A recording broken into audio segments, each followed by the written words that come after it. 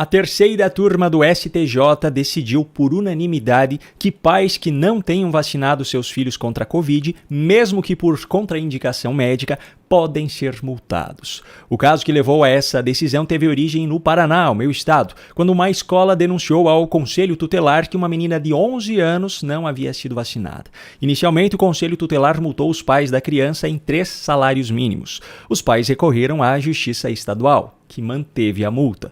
Os pais recorreram então ao STJ, que também manteve a multa. Durante o processo, os pais apresentaram um atestado médico de contraindicação à vacina, mas o documento foi recusado pelo Ministério Público sob a alegação de falta de justificativa para essa contraindicação. Afinal, esse pessoal da área do direito entende muito mais de saúde do que os médicos, não é mesmo? A relatora do caso no STJ, a ministra Nancy Andrighi, alegou que há recomendação de vacinação de crianças desde 2022, que a dose foi incluída no Programa Nacional de Imunizações do Ministério da Saúde, aquele que até alguns dias atrás era comandado pela ministra que não tomou a dose de reforço contra a Covid recomendada pelo próprio Ministério, e ainda que o município onde a família mora possui um decreto que obriga a vacinação para crianças e adolescentes dos 5 aos 17 anos. Com base nisso, ela afirma que os pais foram negligentes em se recusar a vacinar a sua filha. Sabe o que eu penso? Eu penso que todos os ministros do governo federal deveriam estar com todas as suas vacinas em dia de acordo com as recomendações do Ministério da Saúde desse próprio governo, assim como todos esses juízes que tomam essas decisões, para que só então fosse retomada essa discussão.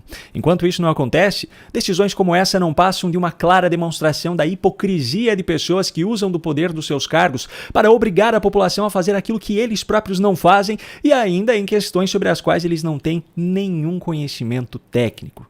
Há apenas alguns dias, inclusive, cientistas da USP publicaram um estudo que mostra que o uso de máscaras durante a pandemia foi ineficaz, porque elas são incapazes de impedir a transmissão do vírus. Só que apesar das descobertas de hoje, anos atrás as pessoas foram obrigadas a usar máscaras e muitas delas foram multadas por não cumprir essa ou outras determinações. Então eu pergunto, o que garante que daqui a alguns anos mais cientistas não possam descobrir a ineficácia e os efeitos controversos dos imunizantes que ainda hoje estão obrigando as pessoas a tomar? Eu não sou especialista nisso para fazer uma análise do ponto de vista técnico, mas qualquer pessoa com o mínimo de bom senso é capaz de perceber o quanto soa absurdo o fato das pessoas não terem o direito de questionar aquilo que hoje é tratado como verdade absoluta, mas que amanhã pode não ser mais, como aconteceu com as máscaras. Qualquer pessoa com o mínimo de bom senso é capaz de perceber o quanto soa absurdo que magistrados, pessoas da área do direito, tenham poder de decisão superior ao de médicos em questões relacionadas à saúde, ainda mais de uma criança. Só que, infelizmente, enquanto a população continuará aceitando, esse tipo de abuso continuará sendo cometido. Por falar em abusos, teve início hoje, na primeira turma do Supremo Tribunal Federal, o julgamento da cabeleireira Débora Rodrigues dos Santos, a mulher que terminou de escrever a frase "Perdeu Mané" na estátua da Justiça na Praça dos Três Poderes, no 8 de janeiro. Débora é mantida presa preventivamente há 2 anos, mesmo não tendo antecedentes criminais, mesmo tendo um trabalho fixo, uma residência fixa e sendo mãe de 2 filhos menores de 12 anos. Se ela tivesse cometido um assassinato, fosse traficante de drogas ou algum outro tipo de criminosa, esses motivos já seriam mais do que suficientes para que ela não permanecesse presa. Em 2017, por exemplo, o ministro Gilmar Mendes mandou soltar a esposa de Sérgio Cabral, Adriana Anselmo, que havia sido condenada a 18 anos e 3 meses de prisão por corrupção e lavagem de dinheiro, utilizando como argumento o fato dela ter filhos menores de idade. Para o caso de Débora, no entanto, isso não tem validade para os ministros. E como se não bastassem todas as ilegalidades e imoralidades no decorrer dessa prisão preventiva, agora, com o julgamento já aberto e até o momento da gravação desse vídeo, o ministro Alexandre de Moraes já registrou o seu voto. Adivinha só, ele votou para que Débora seja condenada a 14 anos de prisão, que pague uma multa de R$50 mil e ainda que ela divida com os outros condenados pelo caso uma indenização de R$30 milhões por danos morais coletivos. Agora eu pergunto, será que o termo covardia é suficiente para descrever essa situação? Bom, eu ainda preciso abordar mais um assunto nesse vídeo, mas dessa vez, por mais que haja atitudes controversas, não há nenhuma vítima, não há nenhum inocente nessa história. Veja só, depois que foi eleito como novo presidente da Câmara dos Deputados, Hugo Mota, do Republicanos, mesmo partido de Tarcísio de Freitas, Damares Alves e outros, fez alguns discursos até surpreendentes. Em algumas declarações públicas, ele sinalizou que projetos importantes seriam pautados e que sua condução à frente da casa seria justa. Na última terça-feira, inclusive, ao receber das mãos do presidente Lula o projeto que prevê a isenção de imposto de renda para quem ganha até R$5.000 por mês, ele fez um discurso recheado de indiretas ao governo, ressaltando que é preciso ter responsabilidade fiscal e dizendo que o Congresso faria alterações no projeto para que ele ficasse melhor. Só que logo no dia seguinte, dentro da Câmara dos Deputados, ele fez um outro discurso, mostrando um posicionamento completamente oposto. Aliás, um discurso que parecia ter sido escrito por alguém como Alexandre de Moraes. Caso você não tenha visto, eu vou mostrar aqui um breve recorte. Nos últimos 40 anos, não vivemos mais as mazelas do período em que o Brasil não era democrático.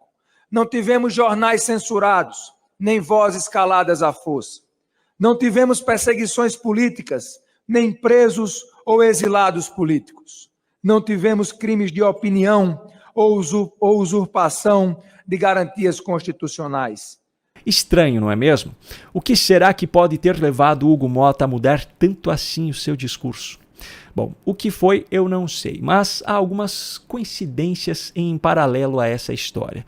Na véspera desse discurso deplorável e mentiroso na Câmara, Hugo Mota compareceu àquele jantar secreto promovido por Alexandre de Moraes em seu apartamento, que reuniu outros ministros do STF, do STJ, o diretor-geral da Polícia Federal, procurador-geral da República, o presidente do Senado, o ex-presidente do Senado, o vice-presidente da República e outros convidados.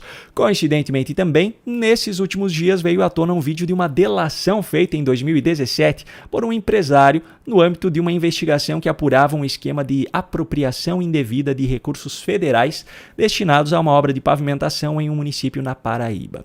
Nessa delação, o homem afirma que Hugo Mota, até então apenas deputado, havia recebido uma comissão por conta do repasse da emenda que custeou essas obras. E qual o interesse do prefeito de executar ele mesmo a obra? Eu acho que já com o entendimento, Excelência, do acerto feito com o deputado federal Hugo Mota, já que a emenda era do deputado. Certo. Né? O senhor Então, saberia dizer que acerto seria esse? Se o prefeito repassaria algum valor para o deputado? segundo Nael me confidenciou que seria 10% que o deputado federal tinha cobrado para poder mandar essa emenda para ser executada essa obra. Certo. Essa obra é de valor de 784 mil e alguma coisa, 10% disso dá 78 mil. É isso? Correto. Ele até ficou chateado, Nael, porque disse que era uma obra que estava com os preços muito apertados, já que esse recurso vinha por meio da Caixa Econômica. Ele disse: rapaz, eu ajudei tanto esse deputado e ainda ele vinha me cobrar para mim um percentual para mandar um dinheiro para meu município está sofrido. Isso foi o que o prefeito me confidenciou. Pois é, agora vamos imaginar aqui uma situação hipotética, apenas hipotética, que fique claro. Imagine se uma pessoa que tivesse um poder de decisão muito grande no legislativo fosse a um jantar com vários juízes. Durante esse jantar, o vídeo de uma delação como essa é exibido por um desses juízes em seu celular mesmo. Esse juiz, por sinal, com uma canetada, poderia destruir toda a carreira que essa pessoa construiu até então. Só que, para a sorte dessa pessoa, esse juiz trouxe também consigo uma folha, onde um pequeno discurso estava escrito. Unindo então o útil ao agradável, essa pessoa recebe como opção a possibilidade de ler e adotar a partir de então esse discurso, em troca de uma, digamos, economia de tinta na caneta desse juiz. Será que essa pessoa faria esse acordo? Bom, se faria, eu não sei, mas ainda bem que essa é uma situação apenas hipotética. Isso jamais aconteceria de verdade, não é mesmo?